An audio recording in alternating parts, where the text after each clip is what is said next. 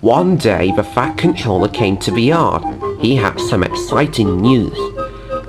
Today is the day of the Sodor Star Trek convention, boomed the Fat Controller, and I need an engine to pick up the Star Trek cast from the docks and take them to the convention. All the engines were very excited. James had been a big fan of Star Trek, and he was sure that he would be picked to pick up the guests. I will look wonderful with the cast in my coaches, and I might get their autograph, he thought to himself. Well, for this special occasion, I have decided to let Packer pick up a Star Trek cast from the docks. They'll be his first passengers, he added. James couldn't believe it. He was sure a red engine would be just the thing for the popular TV cast. James, I need you to take me to Knapford Station, and there's a special waiting for you to do as well. Yes, sir, James huffed grumpily. The Fat Controller climbed on board James, and he set off to the station. James puffed into the bigger station. He was still cross with Packer for taking his dream job. Then he gasped. There was the shiniest and the coolest looking car James had ever seen. My, it's so cool, he said. Well, James, Peter had invented the car. Yep, it's my own rocket car. Peter showed the Fat Controller all the controls of the car. Accelerator, turbo boost. I even got my own red jet trail. Stand back, James. So James shoved back so that he wouldn't cough behind the smoke. And the machine started billowing red and white smoke as the red jet trail through the exhausts. Wow, James puffed, but he wasn't impressed for long. A paintball came out and hit James in the eye. Ow! Ow! My eye! Yeah, I tried to do some paintball arts like in Top Gear, said Peter. You big girl, boomed the Fat Controller. Ow! Ow! Grunt James. I think this could take a bit of a while. Oh, God!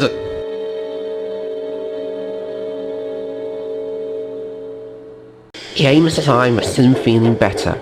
What's that car for? He asked. Well, said Peter, I'm doing a Sodor rocket car display. It's going to start at 5 o'clock at the village green. And the car is your special. You are to take it to the green. Yes, sir, James huffed grumpily.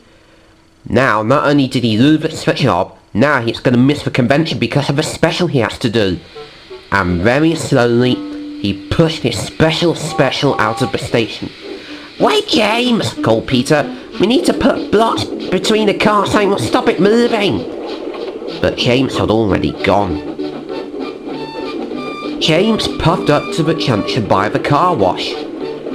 Jack and the pack were working there. After Gordon's accident, the car wash needed working on again. Mason was helping out too. He was excited when he saw James. Dear God, James, that's a really cool car. That made James very happy. Then he had an idea. If I puff around the island, he thought to himself, everyone will clap and cheer me. Then we will see who's the most popular engine on Sodor, and that'll be me, and not Packer for stealing my job. The signal changed, and James didn't go straight to the green. He chuffed around the island instead. James was having a wonderful time. He went past stations, lots of passengers cheered. He went past the junction where lots of engines whistled, and even Trevor the traction engine at the Vicarage Orchard was impressed. James the red engine was now James the cool dude. At the green, all the engines were getting ready for the convention and the rocket car challenge. Packer had just dropped off the Star Trek cast. Thank you, Packer, said the cast to him. No problem, reached Packer. Loan me up and watch me goggle. There's a rocket car coming here, sir, asked Bill. We can't wait to see it, hooted Ben excitedly. The Fat Controller chuckled. Whoa, whoa, hold on. You'll all get to see the car soon enough. James is delivering it. James? Gasped Thomas. Sir, you know that James can't be so shamming off. Oh, bother, gasped the Fat Controller. I made the mistake of giving him a job. Now Peter was mummied. What if he's not careful with the car? He said worriedly. Duck piped up. You want me to go and look for him? He asked. Oh, that would be great. Thanks, Duck. In fact, Packer, you go as well. We might need a big engine to help in case James has broken down. And Duck and Packer set off to find James. And it wasn't long before Duck soon found James. He had just arrived at the junction. Hi, Duck. What do you think of this really cool rocket car that Peter made? Said James. Very nice, James, but where have you been? Duck asked. Everyone was waiting for you at the green. Don't worry, James sniffed. I'll be there soon. Good, puffed Duck. And I suggest you take the long way round, because the track ahead is in need of repair. And Duck puffed away. James suddenly remembered that the track ahead led to the TV station. He wanted the TV staff to see him so that they could film him on television. So he puffed on towards the broken track. The track was very bumpy and the rails were loose. As he puffed along them, the helmet was rocking and rolling inside the cockpit. But James didn't know. At the TV station, Claire and the other producers were very impressed when they saw him. Some even filmed him. James was so full of himself he didn't see the red signal. Flatten my funnel! He applied its brakes but too late. The rocket car rocked and rolled back towards him. The helmet hit the button and the jet trail sprayed on his... What's happening? James coughed. James's fireman got out to see what the problem was. He looked inside the cockpit. The helmet must have pressed the button that turned on the jet trail, he said. Just turn the bloody machine off! I can't breathe! Choked James. Oh, sorry, said the fireman. He pressed the button and the machine stopped. I'm glad that's over, James coughed. Unfortunately, he had stopped by the field where Farmer McCall was herding his cows. Hello, James, said Farmer McCall. So this is Peter's famous rocket car. Yes, said its driver. I think it might be best to keep your cows back. But it was too late. One of the cows had scrambled onto the flatbed and pressed the button which starts the engine. The jet foam sprayed onto James and the car jetted off like a rocket. James gasped. Oh no, the car's getting away. We must stop it. And James raced away as fast as he could. Now look what you've done, Farmer McCall scolded to his cow. The car jetted and rushed down the road. James puffed and pounded after it. Come back here, he yelled. Further down the track, James saw that the car had suddenly ran out of fuel. Good, I thought it was going to go on forever, he thought to himself. But he was going too fast to stop himself, and he ran into the back of Packer at the next signal.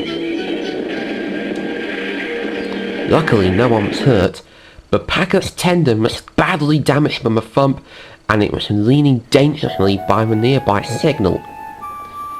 Packer was surprised. James' driver was cross. Now look what you've done, he said angrily. James felt terrible. I'm sorry, Packer. I wanted to be cool. I want to be more popular than you, and be cool and really important. But now I've delayed the challenge and you can't puff at all. And it's all my fault. Don't worry, James, wheezed Packer. I'm sure you'll have fun at the ceremony without me. No, I'll go and get help. And James puffed away. Soon John had lifted Packer back onto the track, but his tender wasn't secure. I don't want to leave it behind, said Packer. I know, but it will take a while to get it off the signal. But don't worry, I'll put it in the siding ready for you to pick up in the morning. Packer smiled. Okay then, let's go.